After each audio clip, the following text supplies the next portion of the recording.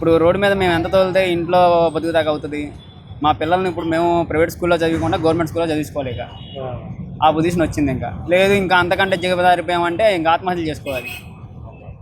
అంటే బెజవాడ అంటేనే ఆటో వాళ్ళు కదా, ఆటోల పరిస్థితి ఇలా ఉంటే ఎలా ఉండిపోతున్నారు అసలు? ఫ్యామిలీలు పెద్ద పెద్ద ఉంటాయి ఎవరికైనా. ప్రజెంట్ అయితే చెప్తున్నా కదండి, పిల్లల్ని ఇంకా ప్రైవేట్ స్కూల్లో చదువుకునే స్థితి అయితే ఉండదు.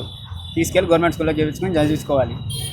ఆ పొజిషన్ వచ్చింది. ఇక అంటే గత ప్రభుత్వంలో కేసులు కూడా తక్కువ ఉండేవి.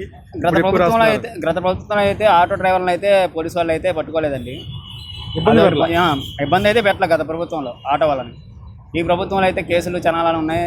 అవసరమైతే చెక్ చేసుకోవచ్చు, బండి నెంబర్లు కొట్టి ఆటో వాళ్ళకి పడిన కేసులు ఉంటాయి. ఎదరో ఒక టికెట్ ఎక్కించుకుంటే వచ్చేది 20 రూపాయలు.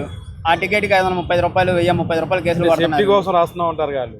ఒక టికెట్ కోసం ఇప్పుడు 20 రూపాయల గురించి వస్తే అది 535, 1035 అంటే డ్రైవర్కి 1030 రూపాయలు రోజులో మిగులుతాయా?